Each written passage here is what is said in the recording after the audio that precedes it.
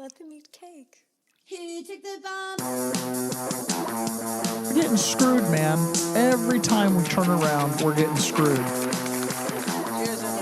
Oh, the revolution's going to be through podcasting for sure. That's the only way we talk.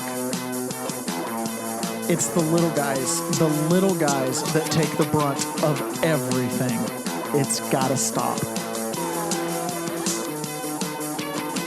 Peasants, man. We're just peasants. Every one of us. You watch those old movies, you see the peasants in the background with the kings and queens walking around. We're those people. We're those people.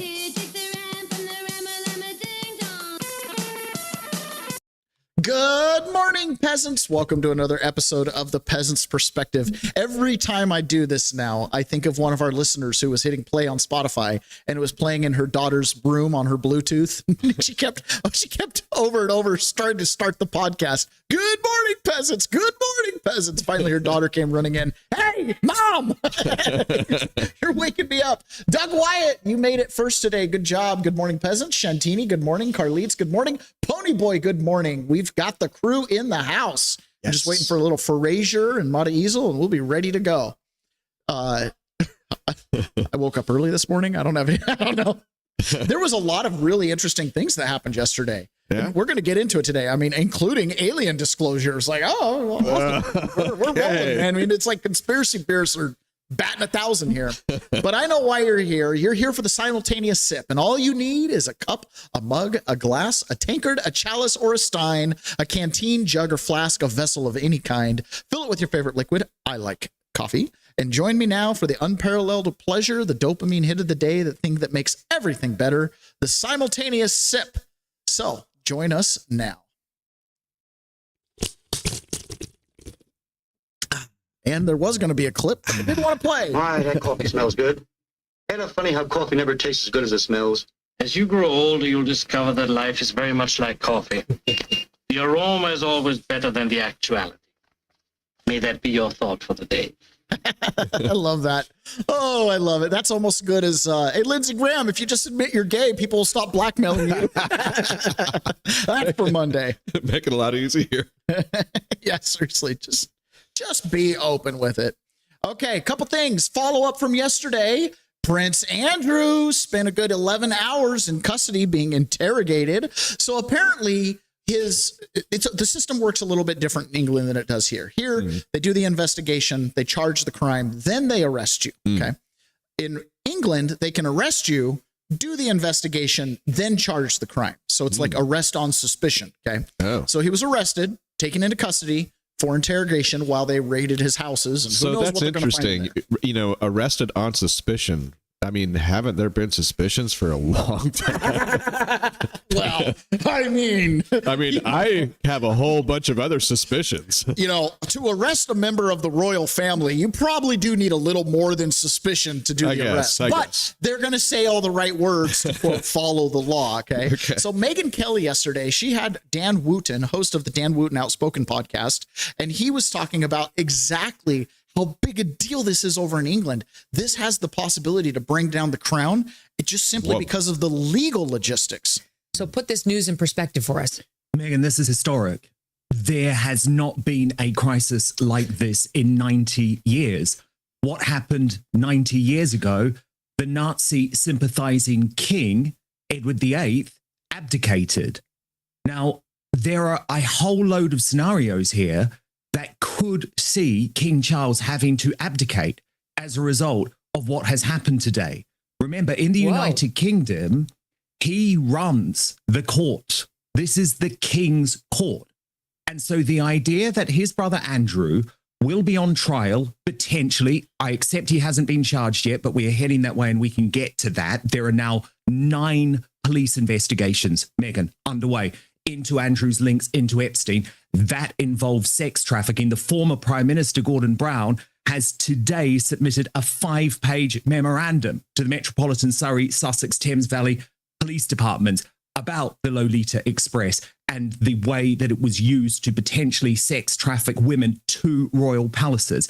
And I just want to paint you the scenario that Andrew ends up in the king's court, in his brother's court. Remember, there's only one person in the United Kingdom who can't be charged with a crime. That is the king. And he says, Well, my brother knew about this, and my brother paid £1.5 million in hush money to Virginia Giuffre, which is what was reported last week by the Sun newspaper, my former newspaper. It feels untenable that Charles can stay on the throne. You might. So the king has fallen?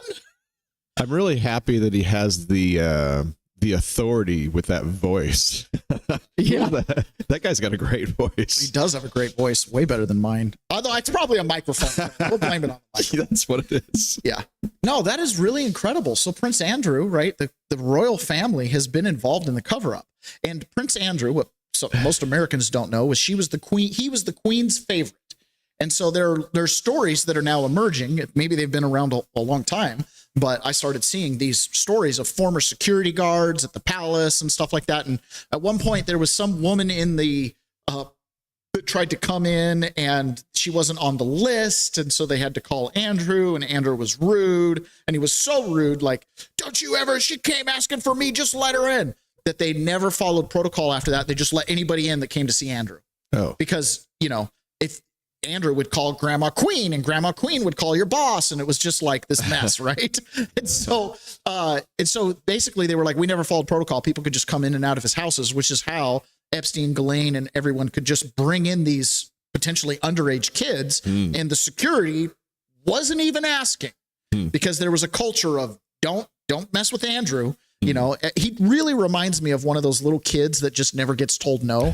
And I listened to another clip yesterday, again, from one of these security guards that said the fact that the queen protected him, never let anybody punish him, he never got in trouble for anything he did, is partly why this happened, is no one ever told him no. Again, when you have a hereditary line of authority, you're going to end up with a couple black sheep. You're going to end up with a couple Neros, Andrews. I mean, just imagine if Andrew had actually ascended to the throne. Scary stuff. Locally, domestically, Bill Malhusian posts this. This came out from the Department of Homeland Security.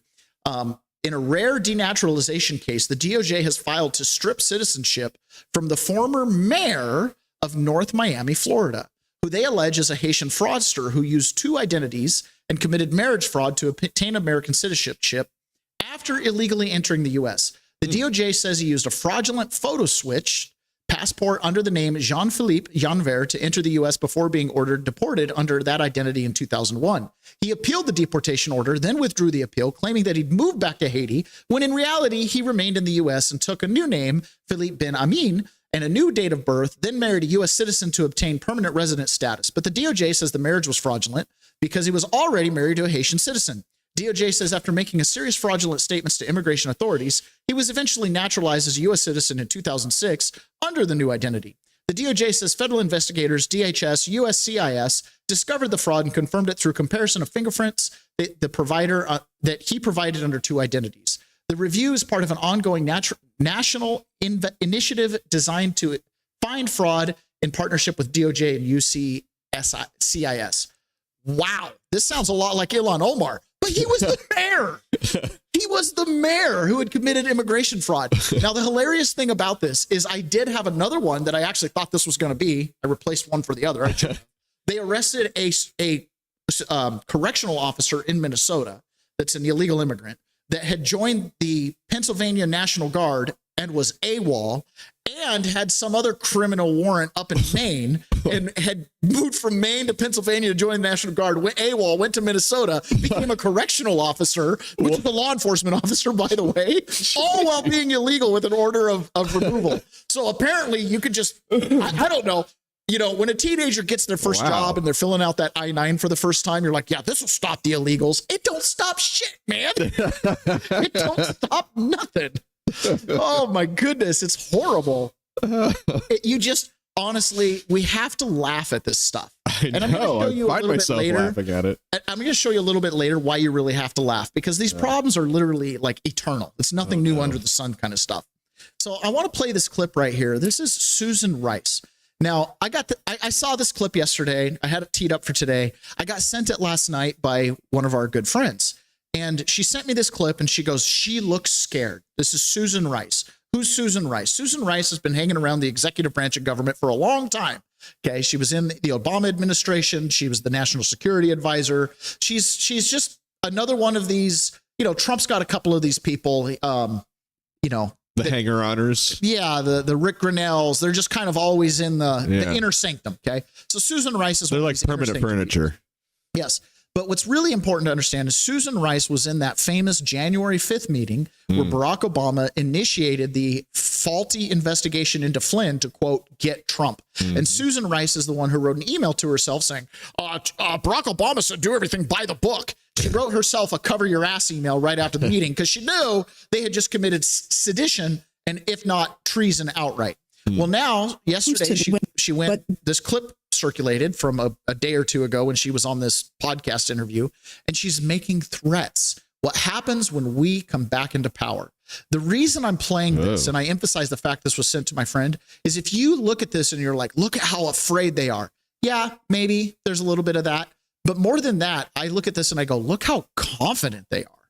But when it comes to the elites, the corporate interests, the law firms, the universities, the media, I agree with you, Preet. It is not, it's not going to end well for them. For those that decided that it was, that they would act in their perceived very narrow self-interest, which I would underscore is very short-term self-interest. Cool. And, take a knee to Trump. I think they're now starting to realize, wait a minute, this is not popular. Trump is not popular. What he is doing, whether on the economy and affordability or on immigration now, is not popular. And that there is likely to be a swing in the other direction. And they are going to be caught with more than their pants down. They're going to be held accountable. So we live in a representative form of government. And in a representative form of government, you're not supposed to necessarily pass laws because they're, quote, popular. You're supposed to pass laws because they're right, because they're good, okay? Because they benefit the beneficiaries of this trust we call the United States of America. But the language she's using is democracy. It's not popular. Who cares what's popular? I care what's right. Well, no, it's the 50+1. If we can get 50+1, we can decide to have you for dinner. That's what she's saying here. So these people are thinking democracy. What he's doing is not popular. So very few things are popular in the beginning. You ever try to take a Band-Aid off a kid when it's been on for a few days? It's not popular.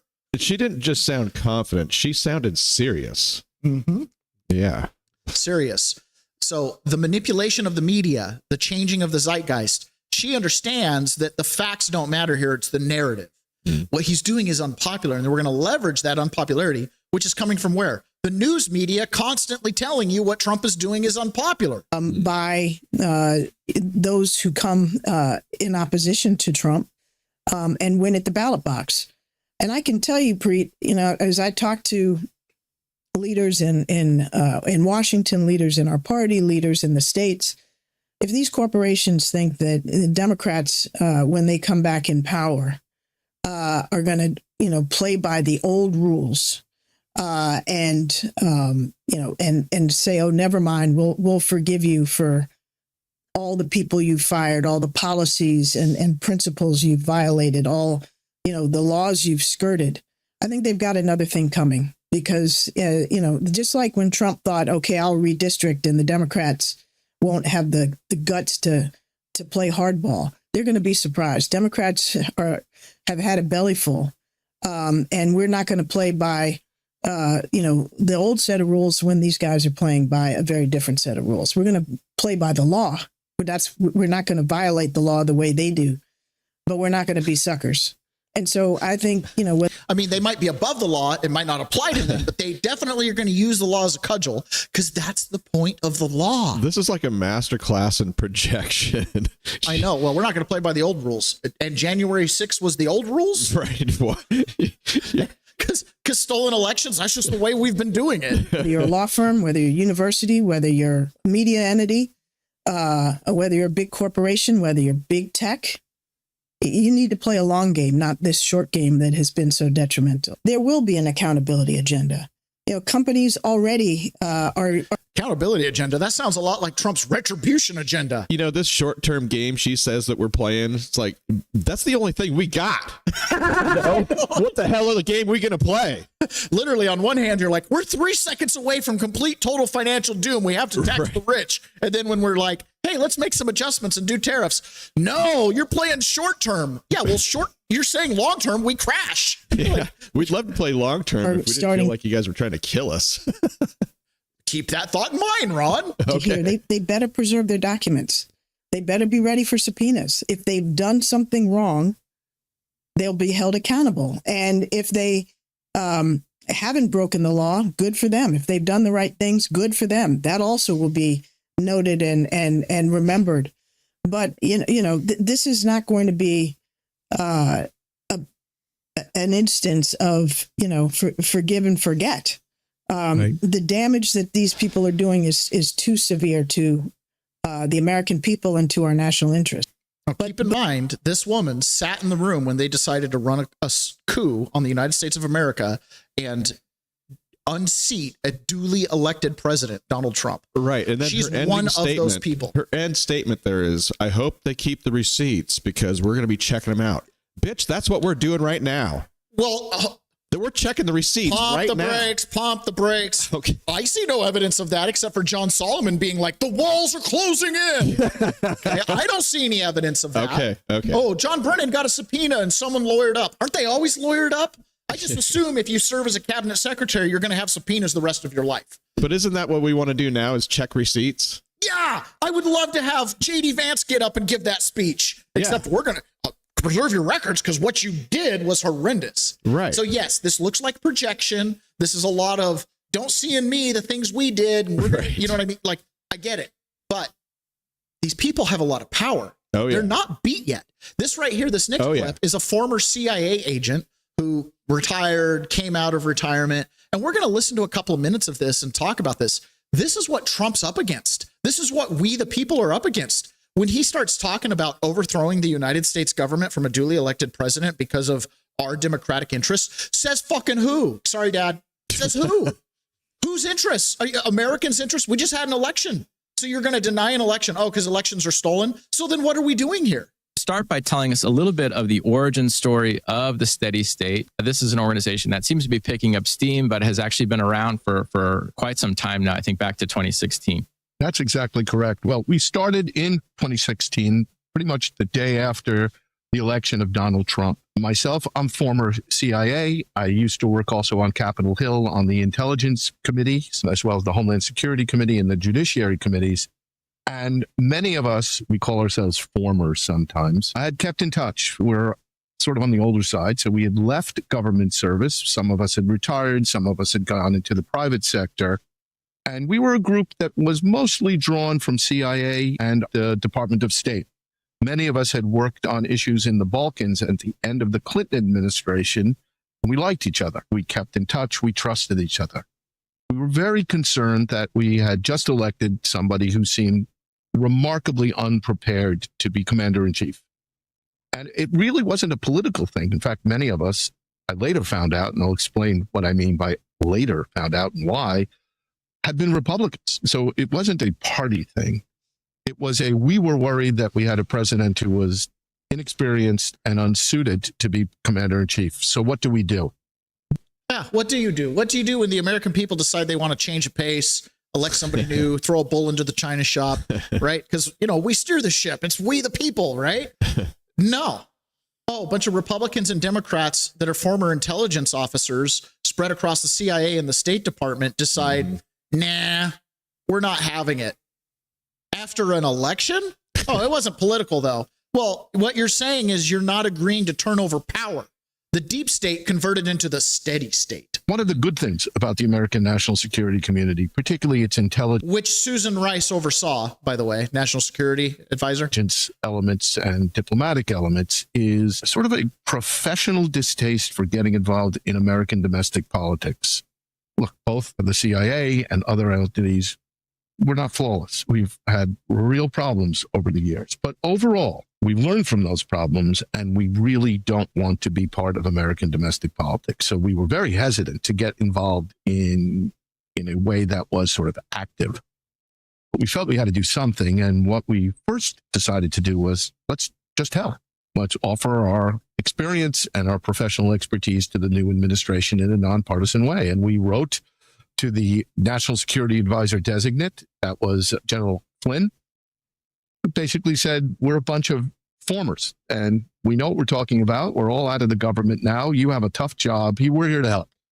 We didn't get a response. He got fired a few weeks later and then indicted. So we wrote the same letter to General McMaster and never got a response. And we sort of floundered a little bit at that point. And we started hearing even back then about retaliation and blacklists. And so we sort of went to sleep. We couldn't figure out what to do. And, we had numbered probably around 100, 120 people until the Ukraine scandal broke. And the Ukraine scandal was completely fabricated, and ultimately it was just Trump looking into two things. One, the bribe given to Joe Biden to get the, quote, that prosecutor fired. And two, the DNC server being housed in Ukraine and the whole CrowdStrike scandal where the server got hacked and CrowdStrike was like, what are you talking about? And then people were like, why is the Democrat National Convention's party server held in Ukraine? And Trump just goes, can you look into that? And that became this huge scandal. So here's this guy, former CIA, 120 of his other buddies from CIA and State Department, volunteer their services to the National Security Administration to get involved in domestic politics, something they otherwise would never, ever want to do. But we've learned from our lessons in the past, which means we figured out how to do it without getting caught. That was a significant alarm for us. One, it struck close to home. Yeah, because as CIA and State Department, you've set up Ukraine as the dumping ground of corruption, the most corrupt state in the world. And you guys think that you've done something productive over there? You set up a shadow government running out of Ukraine. And when Trump went sniffing around, you guys went, scary times ahead. I had mentioned we'd worked together on Balkans issues. So a lot of us came out of the sort of former Soviet Union world of national security. So Ukraine was home territory for many of us. Many of us had served in the region or there, in fact. And so emotionally struck home. But more importantly, it was fundamentally different than incompetence or difference in policy. This was, and a term we started using, existential. This was a president who had stepped outside the framework of how America does its national policy, national security policy, and how we make decisions in a democracy. This was an existential threat. And we sort of pulled up our pants and said, what do? We don't want to get involved in domestic politics, but it's an existential threat. So we had two competing issues here, and we decided to get involved. Now, when I say get involved, I do not mean bring the skills of trained intelligence officers to bear domestically. We didn't do anything spooky. Right. It was what lots of advocacy groups do. We wrote, we spoke, we talked, we eventually endorsed candidates. It was really hard for us, particularly the CIA people who was like, oh my goodness, we're talking to reporters and you don't realize this is wrong? Well, we have to override it. This is an existential threat. What? Democracy when the mob is not on your side for the first time ever? I hope that we just listened to half of that, right? It goes on. It's just more of that. These guys got involved. They came out of retirement to do what? To interfere with democracy for the sake of democracy, AKA your side of power politics. This globalist populist thing. Oh, we were some Republicans. Are you talking about the Republicans, the country club ones that shipped our jobs overseas that we hated? We hated so much we voted for Obama. And then when Obama wouldn't let us keep our doctor and ended up not letting the economy ever grow more than 1 or 2% and told us that if you built a business, you didn't do that. That guy, the one that we elected Donald Trump afterwards instead of the heir apparent Hillary Clinton, who, by the way, broke Blackberries, dodged subpoenas, slandered victims that her husband raped. You know what I mean? Like, oh, that democracy? The one where, hey, maybe your stupid side of the mob, the globalist side that destroys our jobs, the very power base that you're supposed to be representing, the people. Oh, yeah, well, we didn't like that. We wanted a steady state. You know, we set things up over in Ukraine. You know, we've been working over there in Ukraine since the Cold War. And, you know, we had that country just running like a top. Did ya? This is what Donald Trump's up against. And I understand. I mean, I'm sitting here going, there's no arrests. England arrested an Epstein pedophile before the United States did, and we had the files. Okay? But that's what Trump's up against, whether it's in government, whether it's out of government, right? Since his first administration, he's been surrounded by snakes. I'm sure there's some snakes in his administration now, right? But definitely this steady state, deep state. You got people who are retired that are still got their Rolodex. He joked about that. We retired from the CIA. You never really retire. You're always an asset.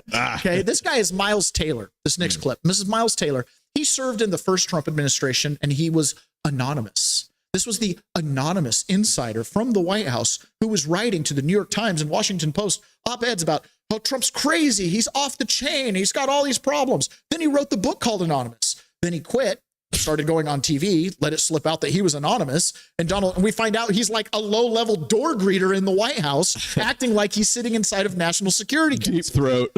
So it says it here, former Department of Homeland Security Chief of Staff.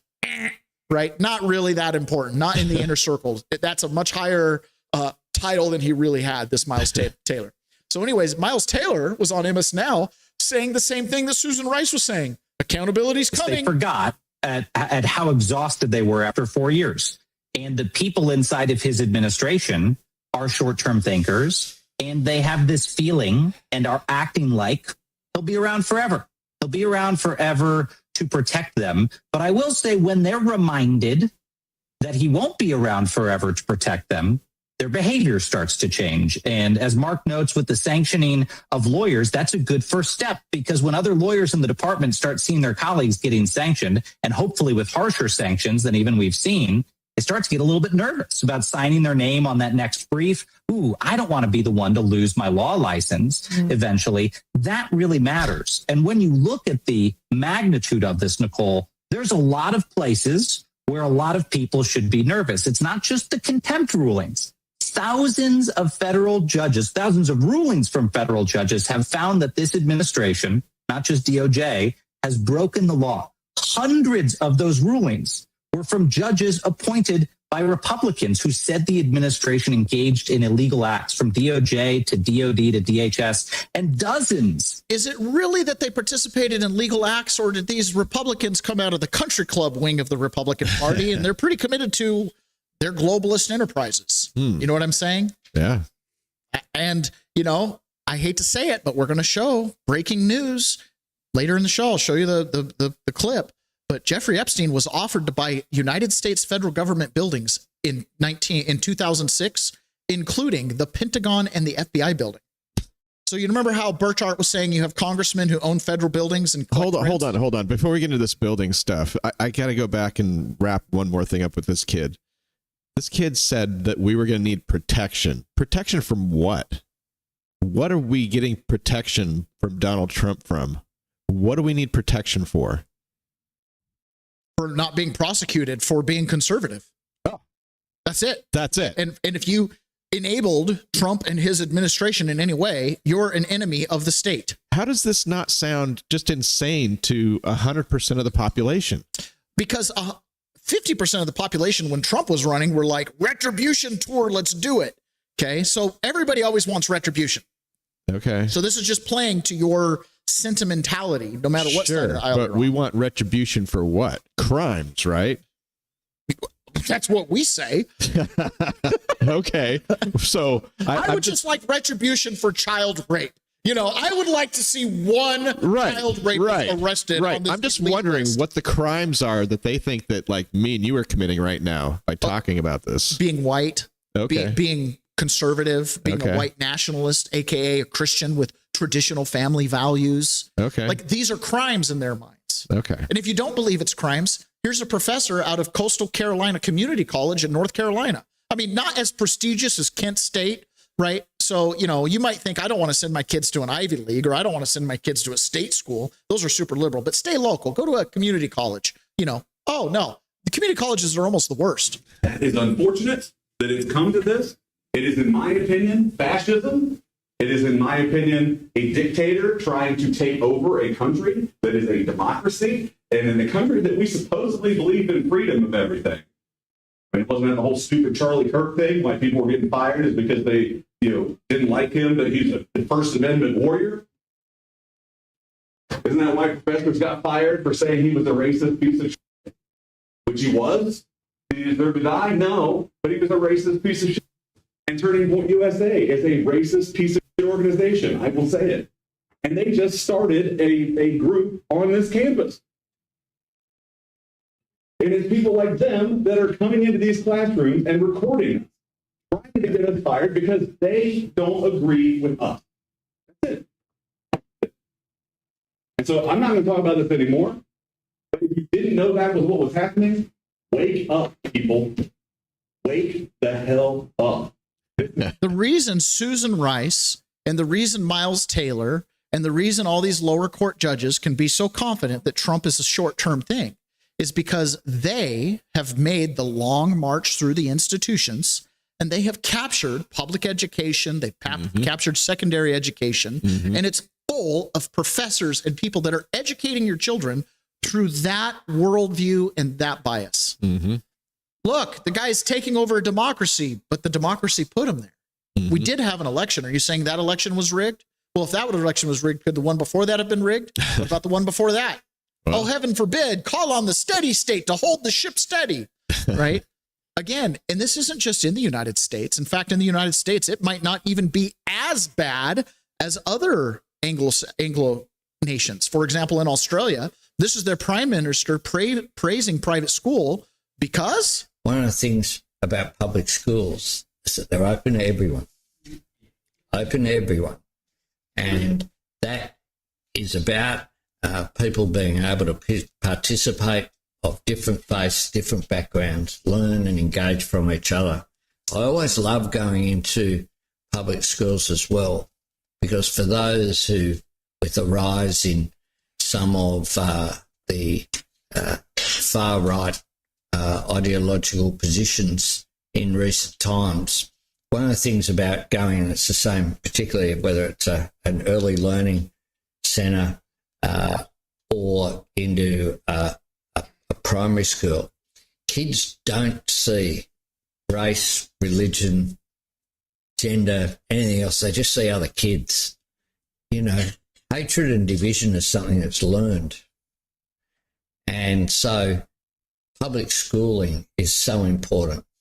And that engagement, I think, as we go forward, can make a big difference. AKA public schools don't create extremists, which they are called just traditionals, conservatives, nuclear families. They come in public school and they don't learn hate and division unless you're white, right? And then the DEI, I mean, yeah, you white person absolutely can never, ever have a bad opinion on anybody of any other race, but they can have of you. Do you see how twisted this is?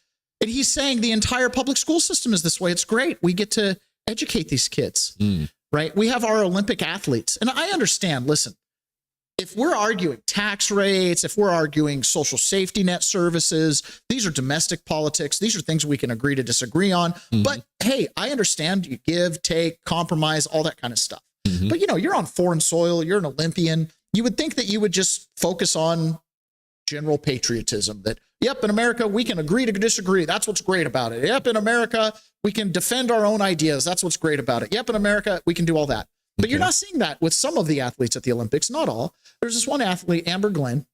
She was giving a little press conference, and I love this little clip here.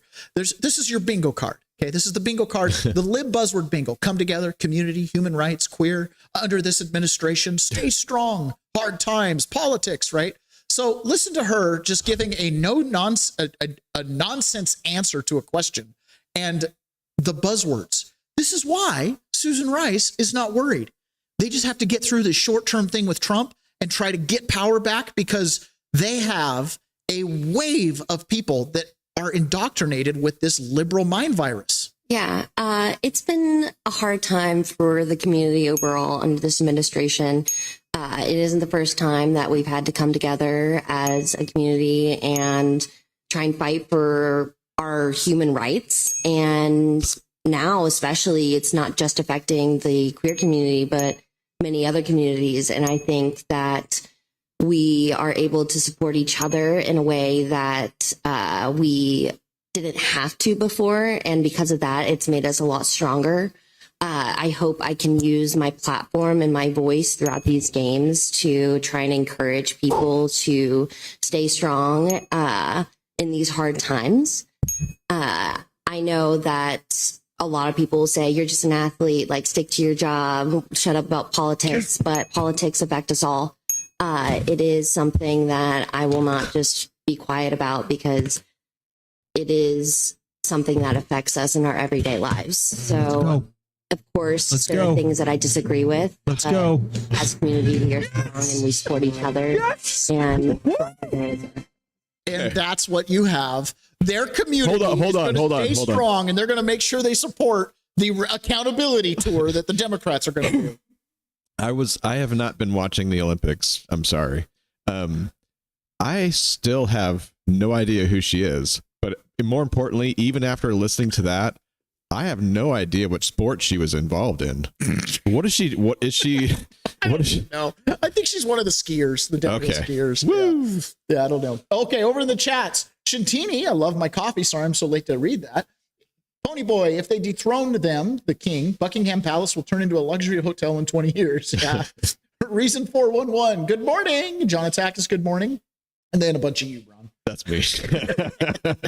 All right. So a point that I make quite often is, there's two tracks here. One, we are absolutely in a unique moment in world history, just like the last moment we were in. Okay? Every moment's unique. We have our unique challenges, our unique variables, and we can learn from history, right? And one of the things that I've expressed a couple times to my 1776 live community recently is this idea that, the poor you have with you always. There's a certain point in society where you're always going to have opposition to any good idea. Everybody's idea of utopia is based on a set of circumstances that are never going to exist in the real world. If your idea of utopia is a bunch of families and tribes nomadically running through the woods with no private property, well, you'd have to get to a point where, you had nomadic tribes running through the woods. Okay. That premise, that starting point, gone. So you're never going to achieve that utopia without breaking a lot of eggs and killing a lot of people to get there. If your idea is you're going to have some inner city that's completely utopic, where the elite owner of some major corporation has the same social status as the person scrubbing the toilets and the same wages, you're out of your freaking mind, right? Who would take on the burden of running a corporation when they could have the same social status and paycheck as someone scrubbing a toilet? See what I'm saying? So you're never going to get to your utopia because you never started out from the place you needed to be to get to the utopic area. And a lot of times utopia is a response to the nightmares that you're living. So this guy right here calls it right. This is the reason why the Bible has lasted as long as it's lasted, is because nothing is new under the sun. And when you really look at it, it's never been as bad as it once was.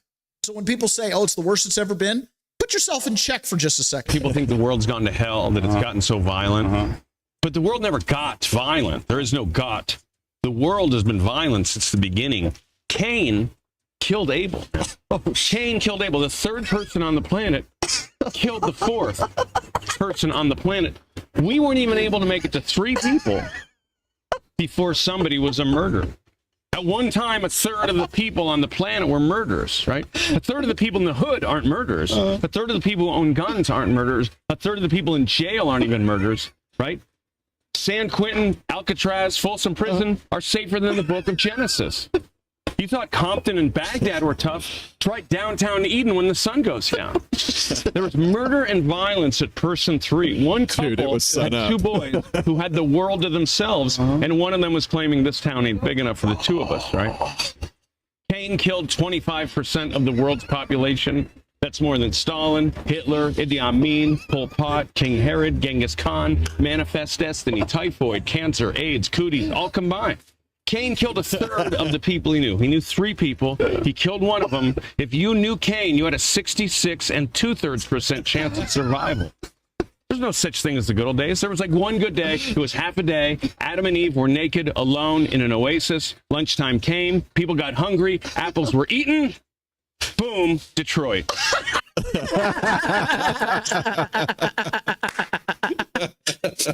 People got hungry, apples were eaten, boom, Detroit. Still safer than Eden after sundown. That is a good perspective for us as peasants, right? The poor we will have with us always. If your objective as a peasant is to go run around and solve the world's problems, solve your neighbor's problems, you're wasting your life. You might solve a lot of problems if you'd solve yours first. Okay. And we as a people have to solve our problems here in America. And one of the problems we have is there's a huge zeitgeist trying to depopulate us. Again, all the way back to Cain. Person number 3 said to person number 4, there's not enough room for both of us in this town. We all know Jane Goodall, right? Went and lived with the gorillas. Obviously has more affinity for gorillas than human beings. These are her 5 top 10 quotes for depopulation. Now, keep in mind, Jane Goodall has been appointed to a gajillion of these non-governmental organization boards. She's constantly dragged out as the save the planet, save the world, save the population person. So when she says this stuff, they put her out there as a mascot to say the thing that the corporate leader who's got chemtrails doesn't want to actually say. Okay. If I just have this magic power, I would like to reduce the number of people on the planet because there's too many of us. I decided to call it voluntary population optimization. So by the time people worked it out, and if you talk about overpopulation and not population control, that's really what got to people. They don't want to be controlled. All these things we talk about wouldn't be a problem if there was the size of population that there was 500 years ago. Please think about what you and your organization can do to help human population decrease. Please think about what you and your organization can do to help the human population decrease. What do you think the chances are that she went and hung out with a bunch of apes for a bunch of years just so that she could get to say stuff like that? that was the intention? Yeah. She's like the first Greta Thunberg? Is that what you're saying? Yeah. I don't know. I mean, I look at something like her and I go, well, she probably was an anthropologist, biologist, zoologist that wanted to go study apes. Okay, fine. Well, great. You got your 15 minutes of fame. That was fun.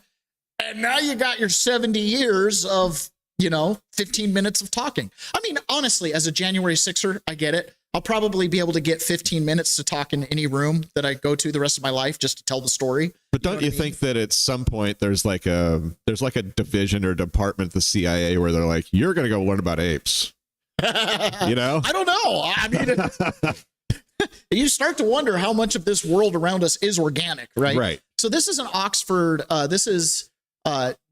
Professor Sir John Bell, and he is a key figure in the development of the Oxford vaccine. And he was giving this interview and he let something slip. And this is real. Okay. We've played Naomi Wolf talking about the Pfizer papers and that they absolutely intentionally were sterilizing the reproducing population in the world through these MMR vaccines. They knew they were causing reproductive harm. They kept doing it anyways. One of the things that we're going to find out here, slowly but surely, and we're seeing this in the Epstein files because they're talking about it, is that these vaccine agendas they don't have anything to do with preventing the spread of disease. Nothing. Bill Gates has said this. This guy's about to say this. This is about one thing and one thing only. And finally, Sir John, the question everybody's asking you, when? When will it be? When can I have one? Yeah, so as you may have spotted, there's a wide range of views on this subject. I'm hopeful we're going to start to get a readout early in the autumn as to whether this thing works or not. A lot of this depends on the intensity of infection. So in order to get a readout, you have to have a certain number of incident cases in the control vaccine population. And that then tells you can look at the real vaccinated population and see whether they've been protected. So I'm hoping that's going to happen pretty smartly this autumn. But then don't forget, these vaccines are unlikely to completely sterilize a population. They're very likely to have an effect which works in a percentage, say 60 or 70%. We'll have to look quite carefully, and the regulators will have to look quite carefully to make sure that it's done what we need it to do before it gets approved. So there will be a delay between the outcome of the trial and a decision whether it can be approved as a vaccine. And of course, anything that happens... Professor John Bell. Look at his face. I didn't mean to cut you right off like that. Can I just say that anything that happens to undermine the legitimacy of regulators to make independent decisions is, in my view, profoundly unhelpful. The reporter's face is like, sterilize what? what they're doing and the way that they stage this for medical researchers is there's a certain acceptable level of sterilization, reproductive sterilization, as a byproduct of taking the vaccine. So they're kind of tricking you into saying we're trying to drive down the rate of sterilization, but that's not really the intention. They're trying to find the middle ground where you don't suspect that you've been sterilized, that it was just, oh, it's the 1 in a million side effect. Does that make sense? But they're actually including this. And remember, Bill Gates has said this. If we can get enough of Africa vaccinated, the population will go down. Wouldn't it go up? Wouldn't less kids die of communicable diseases? Right. But you're driving the population down using vaccines, and they say this openly. And you're happy about it. Yeah, and we're out here going, yippee-ki-yay? Okay, now again, they have an agenda against you. This is Sam Harris. He's a liberal. This is the same Sam Harris who said if in Hunter Biden's laptop there's actually videos of him hurting children, he wouldn't care. It's more important to reelect Biden and or Kamala Harris, I can't remember when he said it, than let Trump in. Okay, that was more important to him. So this is not an ally. This is not someone who's down with the populist agenda. This is not somebody who's a conservative and believes in the nuclear family. Not this guy.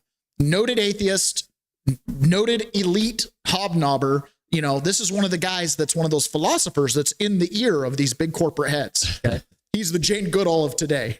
Okay, goes to party with masks on. Yeah, that guy. Yeah. And even he is admitting the thing that everybody doesn't want to admit. No one was more disadvantaged based purely on the superficial characteristics of skin color than white men for a very long time getting into high status. Now, I'm not saying racism doesn't exist. I'm not saying there are no disadvantages to black men. You don't believe that, do you? Oh, it's obviously look true. at the numbers. The numbers don't bear that out. That's not true. The numbers Sam, of those I recruited operate in a circle of a lot of white people who attend Ivy League schools, and a lot of the folks their kids are attending these schools have endowment. They give money to the schools. They put libraries in the schools. They are legacy is also another corruption of the system. Yeah, and I barely, if ever, see a black person among them. Rarely. Okay. No. And if you look at the numbers, the retarded thing is what Sam Harris's point is basically saying the only white kids you see in there are the legacy kids. The legacy kids take the spots of kids who would otherwise deserve it. And then the other argument is because there's enough legacy kids that can get those spots, the rest of the spots are being filled in with everybody else. So not there. Look at the representation of white men and black women in every type of business, leaders of companies. CEO. We have to be systematic. We have to be systematic, and we talk in how we talk about this, Don, because the facts are there for anyone to find. In terms of, I mean, just if you're going to ask yourself, like internships at the New York Times, who has gotten those internships, right? The first rung on the ladder in recent years. And you look at the percentages that go to white men it's versus all white kids who have not true. It's absolutely not true. Sam, it is. I work in the media business. Okay, well, it is true. Almost every single person is someone who comes from a legacy or someone. So Sam Harris is science oriented, and he's actually correct here. Don Lemon is being anecdotal about everything. Sam Harris is actually correct, right? If you're trying to get hired at a newspaper, hired at a corporation, the best thing you could do is be a minority that slightly qualifies. You're going to get the seat over someone who's white that overly qualifies. I mean, it's just like the reality. Especially if you're down with all the DEI lingo. Scott Adams talked about this extensively. And Sam Harris, we were talking about this before we went live. They always say never talk about anything important before you go live because people might want to listen. But we were talking about eugenics, and we were talking about kind of the discovery of DNA. Sam Harris falls into that camp of people that knows there's differences between the races genetically. Okay. Don Lemon falls in the group of people that wants to deny the genetic differences. So while they align themselves on their ballot card, they belong to different coalitions. So, okay, this is Jasmine Crockett, because there's this big scandal going down in Texas with the Stephen Colbert show. They had Representative Tuclo or whatever on. The Tallarico had him on, recorded a show. And then the lawyers at CBS were like, hey, this is an open campaign, an open season. Trump's enforcing the law. So, if you have one candidate during an open season, the law says you have to give opposing candidates equal time. So you need to give Jasmine Crockett and potentially the third candidate some equal time. Okay.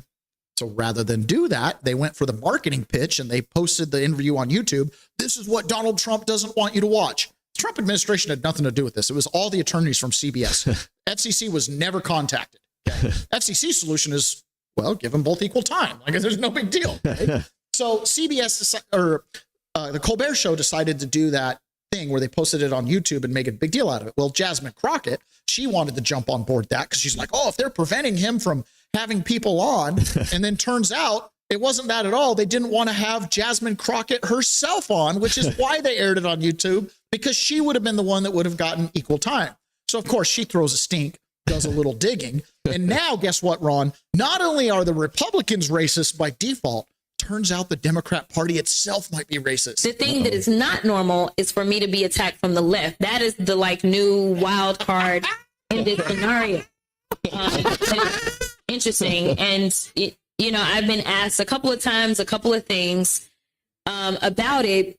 And, I look at this specifically as a civil rights lawyer, and I see when they're sending out ads and they're darkening my skin.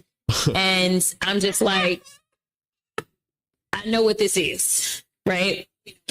And the reality, like when they made Joe Rogan's skin all opaque and pale because he was taking horse dewormer, or the guy that got shot up in Minnesota that they made his face narrower so it looked like he had a higher testosterone and was more attractive than what it really was. It's like, yeah, Jasmine, we know. Is that yes, I woke up a black woman. I was born a black woman. I know I'm a black woman. For everybody that didn't think I didn't know, just FYI, just FYI. But I am not running on the fact that I'm a black woman. I am running on my credentials. And frankly, if no one wants to talk about my credentials or what it is that they are going to do for you, then that should be what's most alarming. This election ain't about me. This election is about us. That's the thing that is, and it's about you. So I'm not used to being attacked from the left racially. As a civil rights lawyer, I know what's going on here. Yeah, we know. I know. You should. That was so funny at the end. She's like, "I'm on your side," because she doesn't have a side anymore. I'm on the people's side. It's like, yeah, this is every washed out politician. Yeah. I need your votes. The party machine's not behind me anymore. It's a beautiful thing. Now, in the United States, when people say, are you going to move? Where do you go? Right? Where do you really go? Right. Doug Wyatt, listener here, we've got a plan. We're going to El Salvador if the Democrat gets back in power. And from there, I might hop, skip, and find my way on an island somewhere in the Pacific with no cell service and no facial recognition flock cameras anywhere. No flock cameras. Okay? I'm out. But there's not really anywhere to go. Okay, there's not really anywhere to go. Oh, let's go up to Canada. They're nice people, eh? Well, yeah, that's great, except for a lot of the things we take for granted, like freedom of association and who we do and don't do business with. They don't really have those rights up here. Here's a weirdo who wanted to change the entire system to accommodate his sexual identity. In 2023, Alex Frédéric Mignon tried to schedule a haircut at Station 10, a small hair salon that charges by the minute. Concept seemed great because they charge based on the time that it takes to do the cut and not based on the gender of the person. Alex identifies as non-binary and was disappointed to find that during the booking process, they were still asked to select between a men's or women's cut. Now, I've got to make this point here. This is a self-inflicted wound for the left. When you disenfranchise white men long enough, some of those white men might have been really creative out in the free market. They're going to figure out a way to get ahead. This whole gender identity thing is the one open door that a white man can walk through to get his victim card back. They sent an email asking for accommodation and say they were told to just select one or the other. It is not fair and it's not legal to tell me, no, since you don't fit into my worldview, I don't want to do anything with you, and I don't want you as my customer. Alexis Lebrec is a co-owner of the salon. He says the policy has nothing to do with ideology. He says because the business model is low cost, high volume, They only take bookings online and ask for their customer's gender to help with scheduling. Typically takes longer for a woman's haircut than a man's haircut, so we optimize our agendas accordingly. We also get statistics for marketing. But for Alex, the lack of accommodation had a major impact. I was already spiraling into a huge mental health crisis, and it precipitated my fall into complete disability. I was unable to work for a year and a half. Alex filed a Bro. The guy, get the camera there. The guy couldn't get a haircut because he would have to identify if it was a man's haircut or a woman's haircut, and he can't even gender identify his haircut type, okay, because he's a non-binary person. And so he fell into an anxiety that was so bad he couldn't work for a year. And it's the haircut salon's fault. Complaint with the Human Rights Commission, which recommended a $500 settlement. Labrec refused to pay, so Alex sued for $12,000. And we fought back because we didn't agree with the prejudice that we might have caused. Labrec says a few months after receiving the initial complaint, the salon updated its website to include a gender-neutral booking option. Earlier this month, the courts agreed with the Human Rights Commission and ordered Station 10 to pay $500 in damages. It's clearly a precedent. The amount we have to pay is relatively small compared to the precedent it creates for legal debates in Quebec. For Alex, who also made headlines in 2023 for a hunger strike to try to force RAMQ to provide a gender-neutral option on the health insurance card, the precedent alone is a win. It was discrimination, and non-binary people should not be forced to pick between men and women if they don't want to identify as such. They say it may seem like a small inconvenience to some, but to them, it's about being able to participate in society. So the guy's basically a professional queer.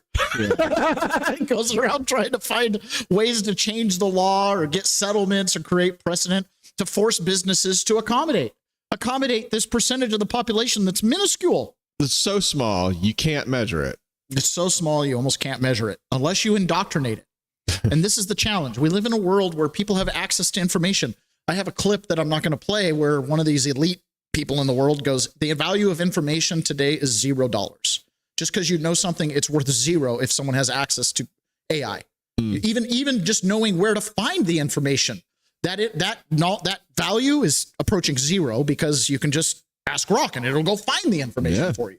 I made a list because we bought that property or in the middle of that lot. Yep. And I made a list of all the things I had to do based on my 20 years of experience in the construction trades. I need to do a feasibility, get the permit, making my list. And then I went into Grok and I was like, hey, scan the Kitsap County government records, blah, blah, blah. And basically I asked Grok to create a list of everything I would need.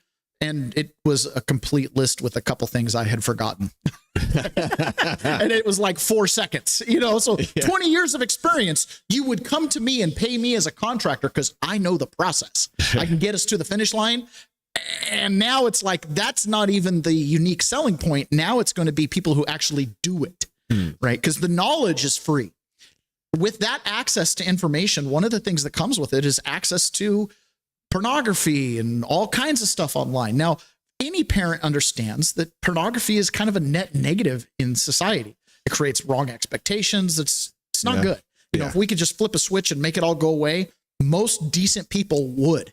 All decent people would just make it go away, right? Yeah. It's a net negative on society, right? It doesn't really matter the anecdotal, this, that, or the other. It's a net negative.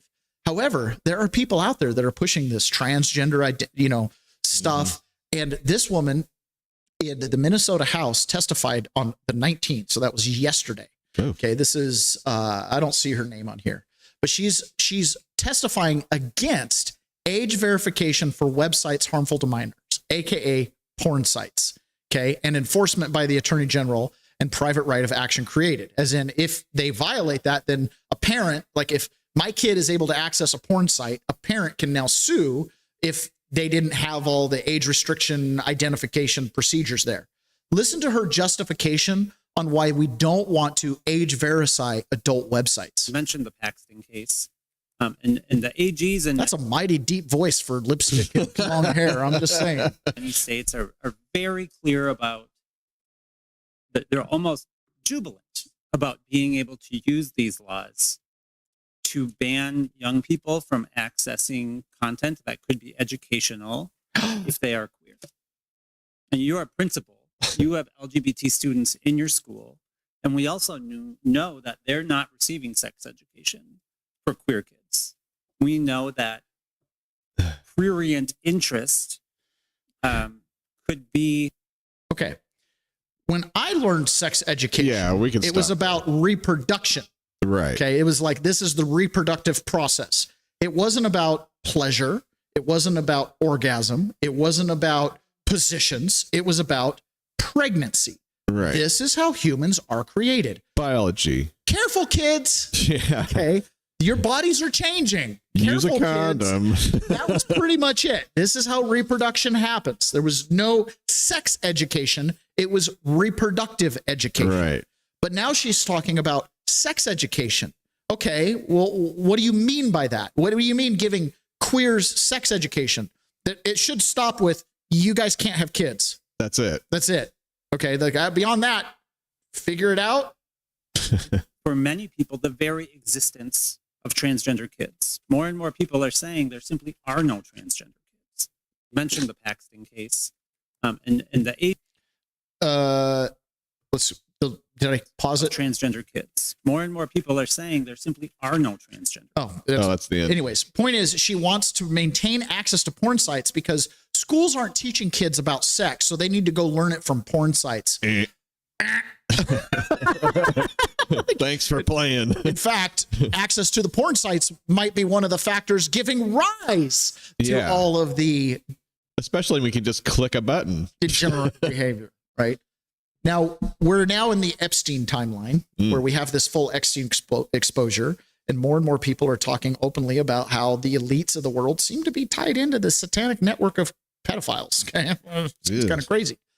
And one of the things that people who have gone on these deep dives forever, and one of the reasons why they're labeled as crazy and just off their rocker, is once you see this happening at the elite level and you see the agenda pushing down into the schools, why would this deep voice, long-haired, lipstick-wearing thing be wanting LGBT kids access to porn sites?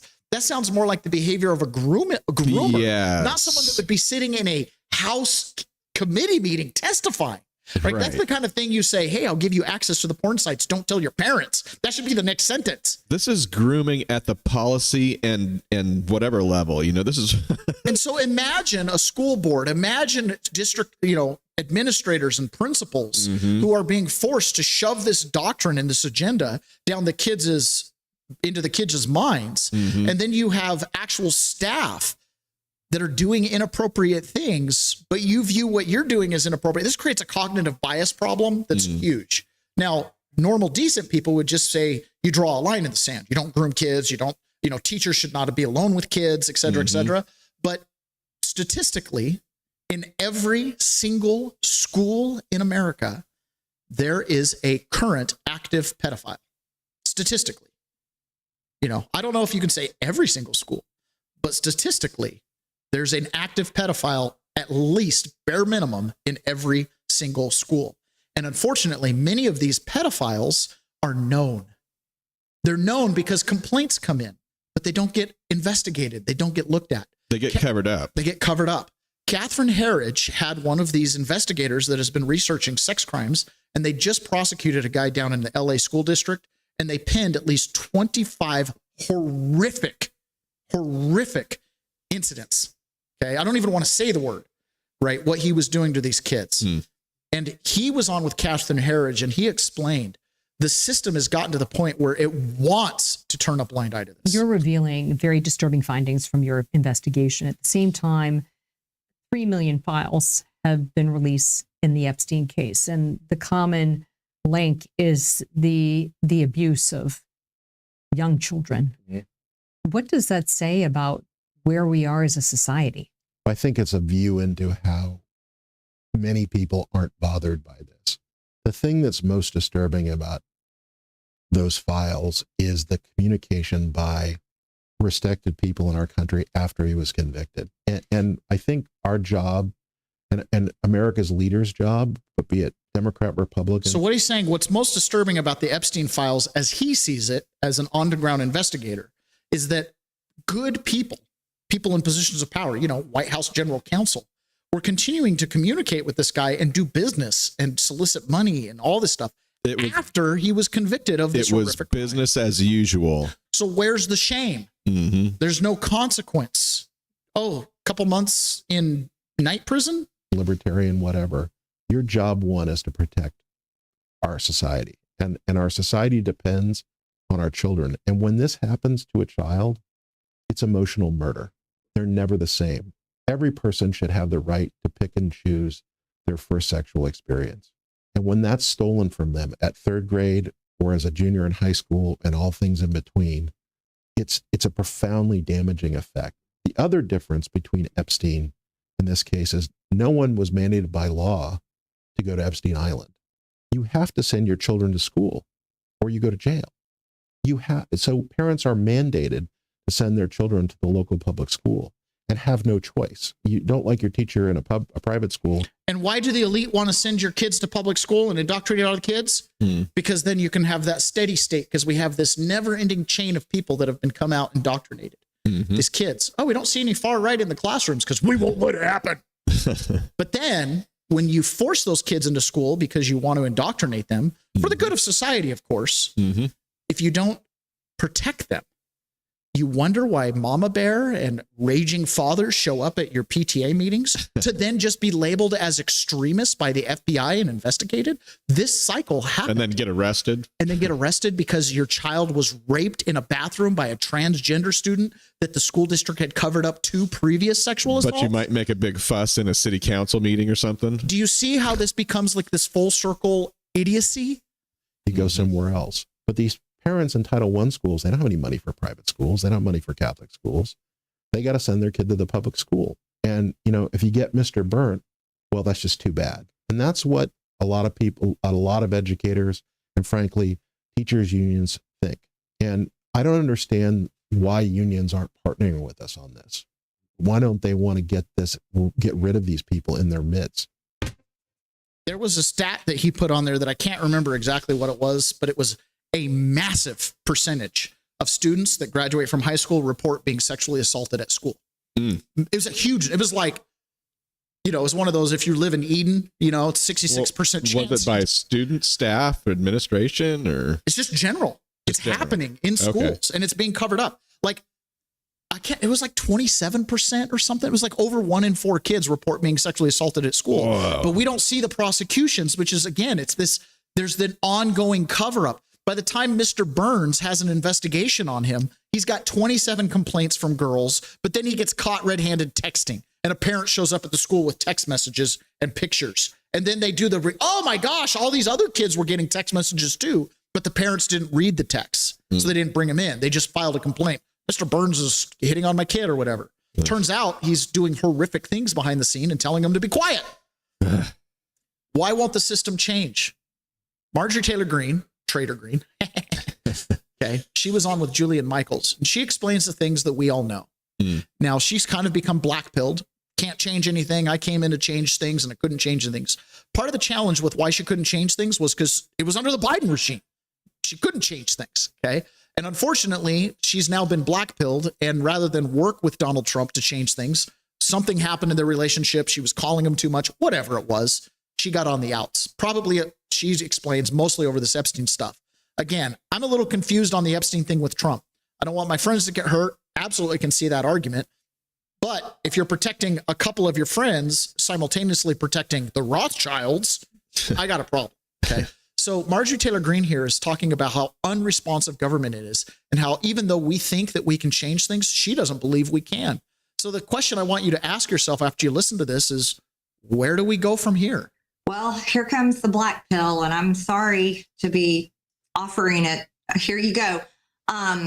It's Washington, Congress, and the Senate. Pretty much everyone elected, for the most part, would never vote for a bill like that because the people that donate to them would block it and tell them, do not vote for this. And this goes back to the world that everyone has gotten a peek look into through the Epstein files. The House and the Senate on both sides of the aisle, most members of Congress and most senators are largely controlled by the richest donors in our country. And they're largely controlled by the lobbyists that represent the biggest industries in our country. And that is just a flat out fact. And once you are able to accept that, then it all starts to slowly fall into place. And that I didn't, before I became a member of Congress, that wasn't something I understood. So just for you and your listening audience, I was extremely naive when I ran for Congress. I'm talking about I was the dumbest person on the planet. I genuinely believed that I could get elected and I could go to Washington and I could say, hey, we need to pass a balanced budget amendment because our debt is too much money. And I just believed that as a member of Congress, I could do things like that. Well, when I got here, I found out, oh no, it doesn't work that way. Sorry, Marjorie. You are dumb. You've realized you got to learn the ways of Washington. And there is very much an agenda in place, and there are controlling industries and controlling donors, no matter who is in charge. That's why a lot of the spending and appropriation bills look very similar in many ways, with just some arguments on each side with like social issues or certain different political agenda issues. But when you boil them all down, they fund all the same stuff. Basically, the basic funding components fund the military industrial complex. They fund big pharma. They give out the NGO and they give out the government contracts. And it will do that no matter which party's in charge. And somebody like me can't stop it. And so the hard reality that I have to tell you and people that are watching is you cannot vote your way out of this. It is not going to change. It will not change. And no matter, people can be mad this time, say they're mad at Republicans for XYZ, whatever it may be, and they get Democrats in there to control the House and Senate or whatever. Nothing's really going to change. You're still going to get most the same effects. And say if you're a Republican voter and you just, like me, was very much against the 4 years of the Biden administration, you're like, oh, heck no, we're not going back to that. We're going to fight to Republicans keep the House and the Senate. Well, guess what? We're still going to get a lot of the same results.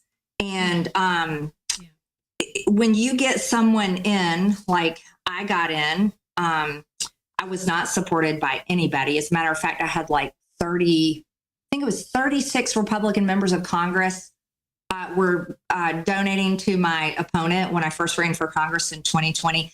Every Republican state legislature, except 2 in my district, were for my opponent. I had the whole Republican establishment against me. And then when I got in there, I was fighting my own party just as much as I was fighting Democrats. And I'll use Thomas Massey, who I love Thomas Massey, as an example. Everybody's fighting Thomas Massey right now. I see it. And it's terrible. But there's only a rare few that are actually representing their district and actually trying to do the right thing. And those are the people that the entire Washington establishment destroys. It's pretty stark reality. Unfortunately, I think her experience being under the Biden administration has tainted her view on what's possible under Trump. Yeah. That's my opinion. She abused the relationship under Trump. She got shut out. The thing that she was saying about both parties is totally true, though. I mean, and you can see this. Remember back when Obama was in charge and he had the House and the Senate, and look how little, and look how little that was actually accomplished. I mean, he did do Obamacare, but. And this is why presidents more and more lean on executive orders. Yeah. Because the authority has been delegated because they don't want to make the sausage in Congress.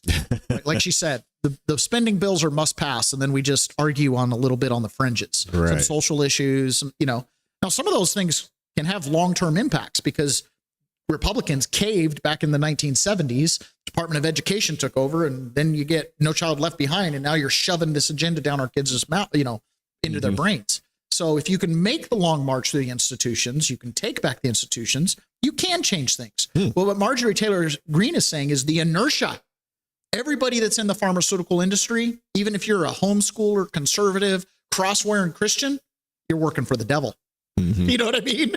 It's like you can have all the best intentions, but when you play the game, there's an inertia to it. Well, yeah, it sounds like when she showed up at the train station to go and do good, the train was just whizzing by so fast she couldn't do anything about it. She couldn't even get on. She wasn't on the side that had access. Right. And she left right when she had access, probably because she abused it. Right? Again, if you're wanting to try to pass a balanced budget act, don't call Donald Trump. He ain't going to balance the budget through Congress. He's going to do it by reduction of spending. But he needs to have that industrial base. I mean, who's going to pay for the discombobulator machine to go get Maduro? So I can never remember this guy's name. Chamath. He's from the All In podcast, and he's one of these longtime Democrat mega donors. This is the difference. This is why we, the people, the peasants, we can hold out hope right now. There is a possibility, despite what Susan Rice says, despite these people that want to go on their accountability tour, which is just Retribution Tour 2.0, right?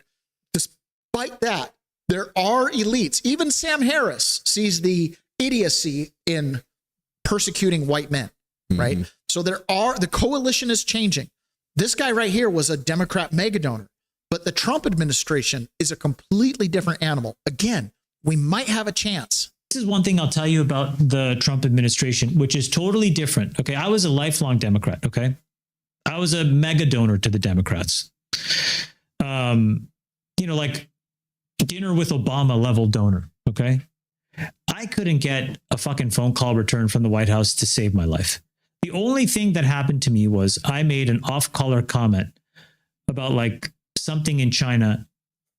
And I had the Biden administration like basically say something, like essentially put out a press release, basically saying I was like, mean. That's all I got for millions of dollars.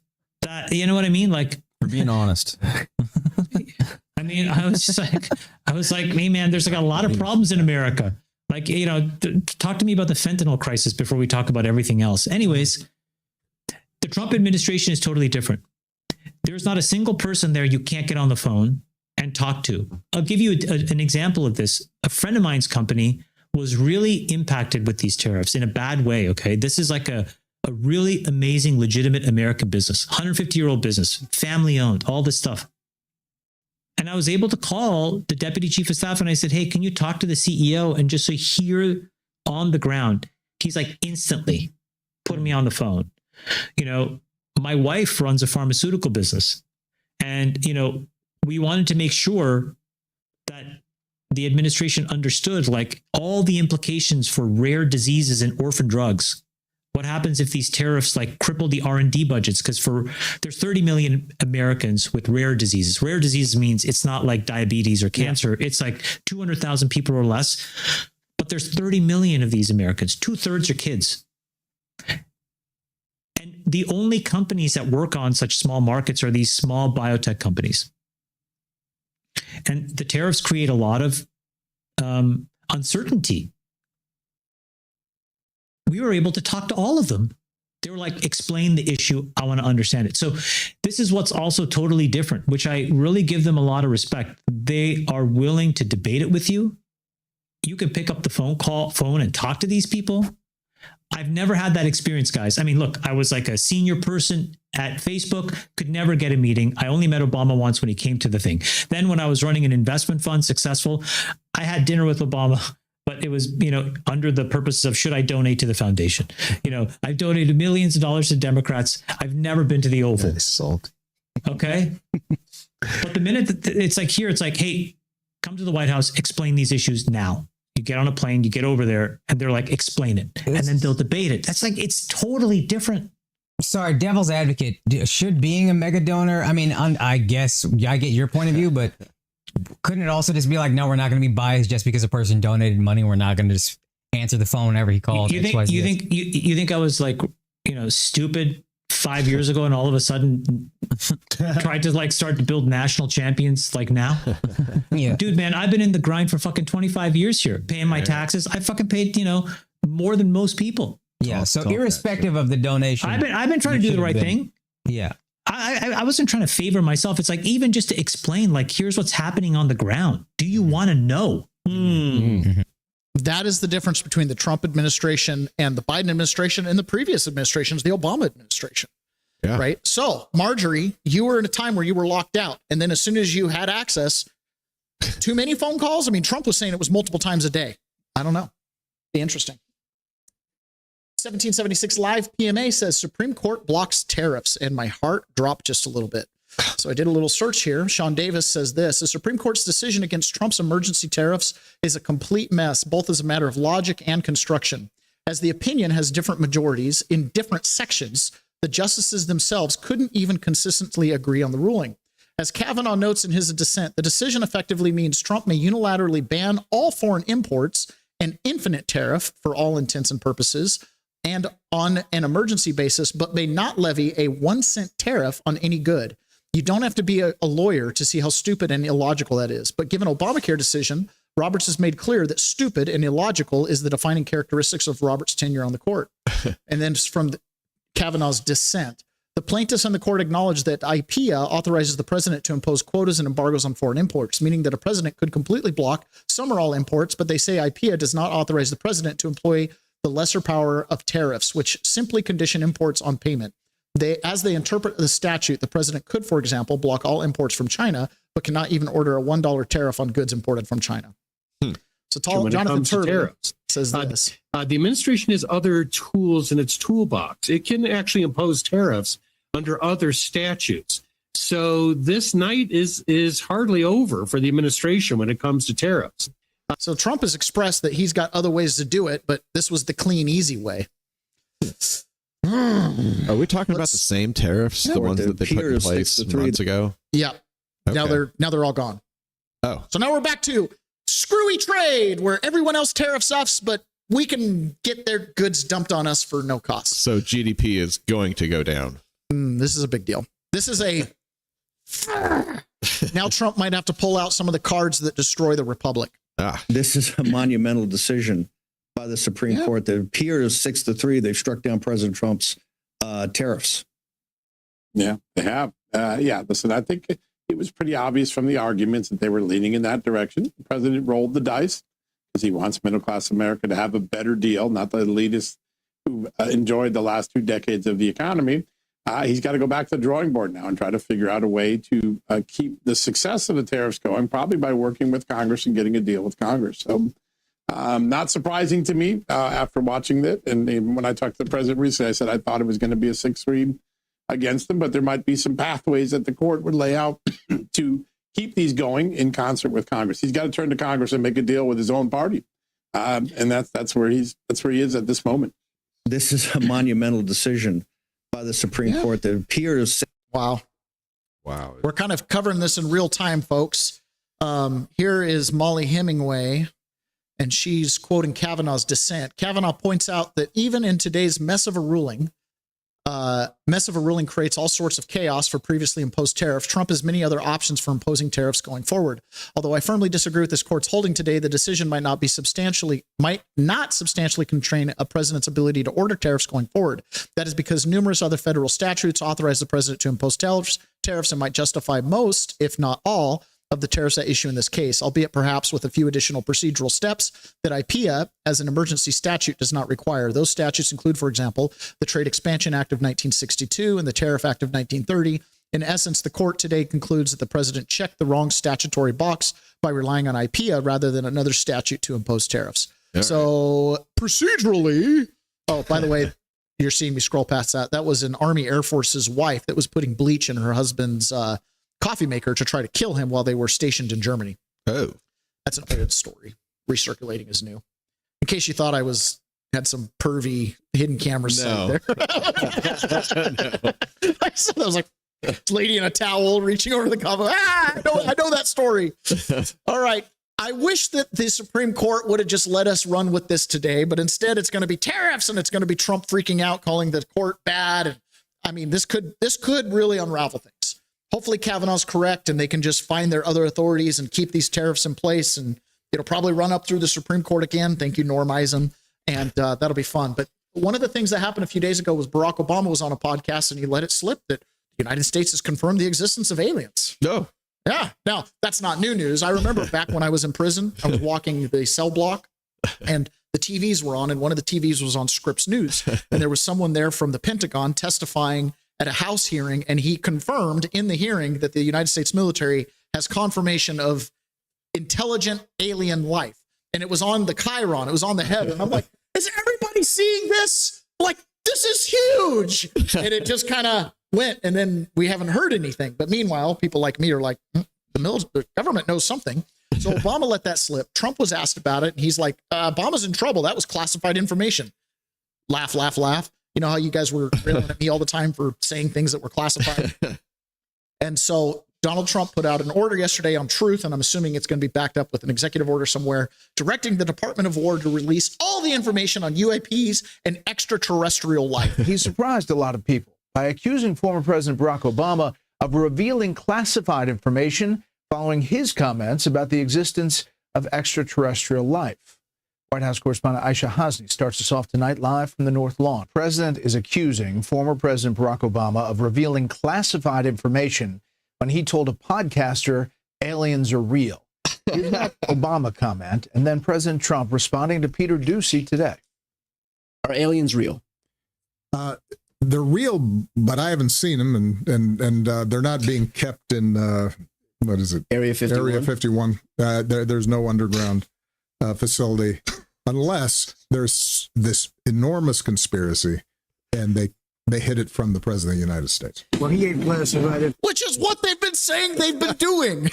information. He's not supposed to be doing that. You know. The aliens are real. Well, I don't know if they're real or not. I can tell you, he gave classified information. He's not supposed to be doing that. Well, he made a big mistake. He took the classified information was that they keep it from the president. Classified information. No, I don't have an opinion on it. I never talk about it. A lot of people do. A lot of people believe it. You believe it, Peter? Well, the president can declassify anything that he wants to. So if you want to make an announcement, I may get him out of trouble by declassifying. That raised a lot of eyebrows today. What are you hearing? It has, absolutely, Brett. So at least one Hill Republican tonight is telling me that he is reading this as the president all but confirming what Barack Obama said, that aliens are indeed real. So we followed up with the White House here. We asked them several questions. We wanted to know what part of... Which, by the way, we started before the show talking about the occult satanic pedophile and their god, Satan, or Baal, or Moloch, whoever requires the sacrifice of children. And the Epstein files are released, and now we find out there's aliens, and Donald Trump's going to release whatever files. What are the odds, Ron, that Pindar, Satan, Moloch, Baal is a freaking alien? And this is part of the revelation of that's who thinks they run this place. Barack Obama's comments, did they... It might seem crazy to you, but that's why our secondary heading is conspiracy show. Because that's where this is going to go. Okay. We're going to find out that the entity that is the dark entity that gets us to kill each other and do bad things to each other might be an alien. To the president. An actual reptilian. Classified. Was it the part where he says that he believes in aliens, or was it the part that they were not in Area 51? They were also asked if the DOJ was going to look into these comments, perhaps because they were classified. The White House told us there's nothing to add to the president's comments tonight. Brett, all of this comes as the president's daughter-in-law, Laura Trump, told a podcast this week that the president has a speech prepared about extraterrestrial life that he will give at the right time. Listen. We've kind of asked my father-in-law about this. We all want to know about the UFOs, or we all want to know what's going on. And he played a little coy with us. I have just heard kind of around that, I think he's actually said, I think my father-in-law's actually said it, that there is some speech that he has that I guess at the right time, and I don't know when the right time is, he's going to break out and talk about, and it has to do with maybe some sort of extraterrestrial life. And Brett, the White House press secretary, Caroline Leavitt, you'll remember this week, was asked about Laura Trump's comments, and she said, a speech on aliens would be news to me, but we are expecting more reaction from the Hill in the coming hours and days. Brett. Obviously, we've done a lot of stories on this. The Age of Disclosure, that documentary that came out, we talked about that with. Yeah, Brett. Wow. Here's Matt Gaetz talking about this further. We've seen some patterns emerge that are absolutely a threat to national security, whether this is of human origin or not. Look, we have members of Congress who believe that not only are there extraterrestrials on Earth, but that they have built bases and that they are operating out of bases. I have personally met with people in uniform for the United States military who believe that there are hybrid breeding programs going on right now. Now, I've not seen evidence to suggest that all of those things are accurate, but when those claims arise, I get hot under the collar when we just don't get straight answers. Yeah, because they've been telling people we've got aliens running around. And guess what? These aliens, they might be running the place. Oh, no. So there's this series of emails that came out in the Epstein files. And this is Zero Hedge posts this. They say the Department of Jeffrey in 5 parts. So this is Arian D. Rothschild emailing Kathy Rumler. Thank you very so much for taking the time yesterday. I'll be happy to meet you. Hope you'll be able to work together in the near future. Best regard, Rothschild. Dear Arian from Kathy Rumler, I very much enjoyed meeting you. It would be my privilege to help you in any way. I hope you have a safe trip home. Then, dear Jeff, I need to focus on problem in one, and I can't wait to find a way out as it is a killer. From Kathy to Jeffrey, or from Arian or Jeffrey. So then Jeffrey writes, please note, and there's a link here to Rothschild executed NPA's non-prosecution agreement. Okay. So then there's a from Eliza whatever to F. Jeffrey Epstein. Larry copied is probably go to the person regarding PAX info, and then passenger, me, Arian Rothschild, and Kathy Rumler. So they all got on his plane together. Kathy Rumler, keep in mind, is Barack Obama's fixer. She's like his White House counsel attorney. She's the gal. So then Arian Rothschild writes back 41 MIO, which is million. I think you will find that 45.5 penalty, this is to the IRS for legal, and Kathy plus Pillsbury around 10 million, and me 25 million, all less than 80, pretty good. Yes, congratulations on the giant thank you. I am relieved that this is settled and over. Now we can start moving. They paid 45 million to the IRS for a penalty and paid 35 million to Kathy Rumler and Jeffrey Epstein.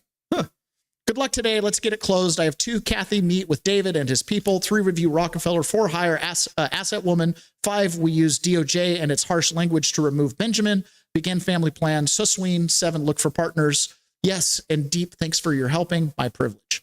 Okay. So what was that? This is the Justice Department announces joint resolution with 2 banks under Swiss bank program. Remember a couple days ago, we played the clip where Senator Kennedy was grilling the Swiss bank executive saying you had to pay a settlement a few years ago for helping American citizens evade taxes in Switzerland, which is where the Rothschilds run their banking. They owned those banks. And that $45 million penalty is the penalty that Kennedy is talking about for helping a ton of Americans commit tax evasion.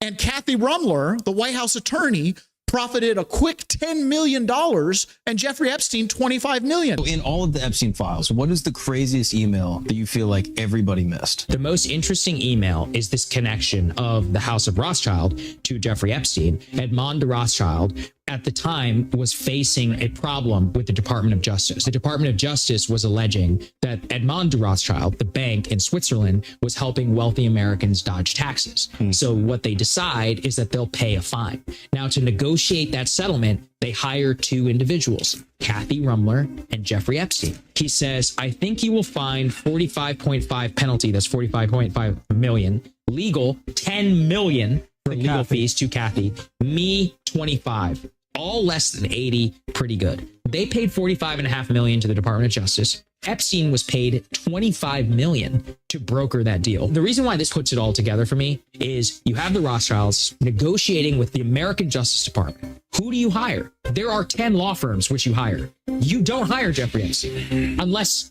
you're hiring him for a reason. Oh, that's rough. That's rough. Meanwhile, here it is breaking. According to new reports in the files, they reveal that Jeffrey Epstein was offered a chance to buy U.S. government buildings, including the Pentagon and FBI buildings. He probably would have used the Lex Wessner wealth and the Rothschild wealth to make those purchases, and he would have been the rent collector on the freaking Pentagon, which makes you wonder who's currently collecting the rent on the Pentagon. Yeah. Yes. Yeah. Things you didn't know about your country that every sovereign citizen knows, right? It's all for sale, folks. It's all for sale. Now, this gets extremely concerning because when you're just a normal little peasant, you know, just a little American, and you've got a tax problem, this is kind of our lived experience. And as you can see with their lived experience, they just hire the right people and can literally buy their way out of it. Good evening. So if anybody would like to hear a funny story about my income taxes. So if you follow me, you already know this. I'm fully self-employed. So whenever I do my income taxes every year, my accountant files it all. And then I have to send a check to the federal, state, and local to pay my taxes. So I paid all of them. Okay. And about, I would say a month and a half ago, I got the first letter. I get a letter in the mail from the IRS saying, hey, you owe us money. You owe us $52, and change. So I'm like, that's really fucking weird because I paid all of these. So I scroll all the way back through my bank account, find where the checks were deposited with the pictures of the checks, send this all to my accountant. And I'm like, did I miss something here? Because I paid exactly what's on my tax forms, whatever they're called. She says, no, on my end, you're all paid. They send me probably 10 more letters in the mail threatening me. It's to the point now I got 2, what is it called when they tape it to your door? Served. Oh my God, what is it called? Where they tape a letter to your door that you have to sign for the certified mail, okay? Threatening me that now it's serious, the $52.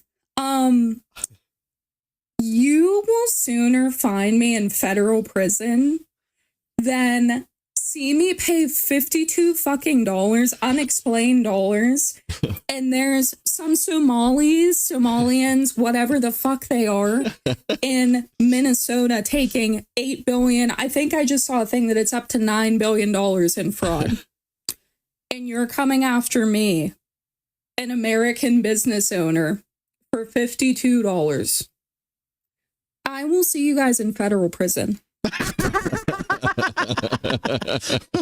I got to say, my attitude's about the same, because on the backdrop of this kind of nonsense, you can see her logic's pretty Over good. $8.5 billion in fraud. That's in addition to the agency's recent actions in Minnesota, where you saw nearly 7,000 borrowers worth roughly $440 million suspended. Kelly, what's going on? Where specifically is the fraud?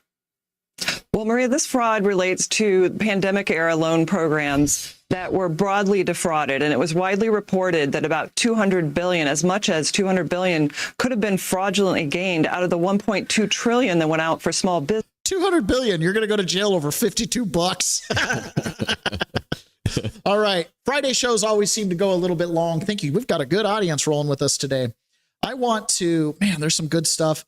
FDA Commissioner Marty McCary is saying they're going to try to get rid of all prescription drugs and make everything over the counter, unless it's literally addictive, dangerous, or can cause, the chemicals in the medicine can be used to create other worse drugs. That's a good move. They're moving to everything over the counter. That's the way it should be. That's the way it should be. Yep. RFK Jr. announces, and he did one of his little videos. They uncovered that 36,000 doctors had their Medicare reimbursements altered based on childhood vaccination rates. That's not medicine, that's coercion. Essentially, that doctors are not making medical decisions, they're making economic decisions, and they're being forced to by the system. Yes. All right. It's time for us to jump over into private. And if you're not a premium member, I highly recommend you become one, because some of the stuff we do in private, sometimes we just play a couple extra videos, longer videos, but sometimes it's pretty good information. We're going to be talking about Bitcoin. The World economic system is changing rapidly. And I think it's going to overwhelm us in the next 24 months. We're just going to wake up one day and we're going to be like, so we're all digital now. And the whole system's based on a cryptocurrency backbone, a Bitcoin backbone. Sounds like we should do an ad for a wallet. We should. Let's do an ad for a wallet. So they can freeze your accounts. They can shut off your cards, lock you out of your own money overnight. Banks don't protect you. They control you. That's why real financial freedom starts with ownership. Introducing Rumble Wallet, a non-custodial wallet built for people who refuse to give up control. With Rumble Wallet, you don't just buy digital currency like Bitcoin and Tether. You can own Tether Gold and real gold on the blockchain. Through Tether Gold, you can direct ownership. You get direct ownership of physical gold bars, each one fully allocated, verifiable by serial number, purity, and weight. This isn't paper gold. This isn't an IOU. This is real gold without bank vaults, storage fees, or gatekeepers. You can buy, sell, or move it 24 hours a day, 7 days a week, even when traditional gold markets are closed. And if you want, Tether Gold can be redeemed for physical gold. That's power. And when you support creators on Rumble, you can tip them directly using Rumble Wallet peer-to-peer and outside the banking system. No permissions, no middlemen, no cancel button. This wallet is yours forever. So, all you people out there, go into your wallets. Go join your wallet and make donations, because that earned us a whopping 70 cents. It's stunning how much money we can make from this. All right, guys, it is time to jump over to the private. Again, we're going to be talking about Bitcoin, and we are going to hear from Marco Rubio, and he's going to tell you something that will shock you. It will absolutely shock your conscience. When I say the world is changing rapidly, I mean it. So let's jump over into private and talk about some Bitcoin.